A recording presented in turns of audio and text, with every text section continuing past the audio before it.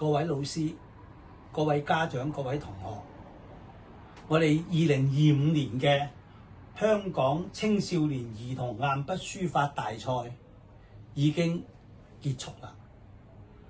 經過評審，我哋發現個別嘅同學真係寫得好靚，好靚，比以往嘅比賽進步咗，但係有好多作品同以前真係唔同。乜嘢唔同？擦得太多啦。因為如果你擦得咁多，就變咗喺一張書法嘅作品就係硬傷。因為我哋呢個係唔係寫字比賽，係書法比賽。寫字只係應付平時嘅考試、測驗、默書同埋做功課，但書法係俾人哋欣賞嘅。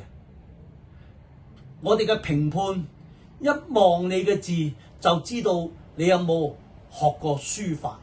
當然學過書法嗰啲一望我哋就知道㗎啦。好啦，特別係有啲個別嘅字或者部件，我發現好大嘅問題。其中有一個部件，大家望一望，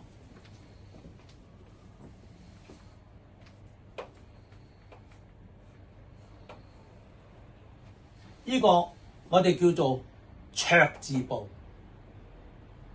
好多同學講呢個叫做餐廳仔係錯嘅，好多就係寫唔到呢個一捺落嚟咁樣收尖。好多同學寫到好似隻船咁樣兜住，咪梗係唔靚啦！大家望一望，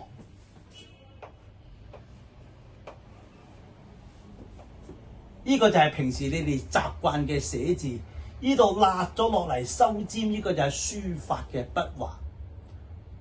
所以同學希望你哋來年嘅比賽更加要嚴格啲咁多，咁盡量就唔好擦咁多咯。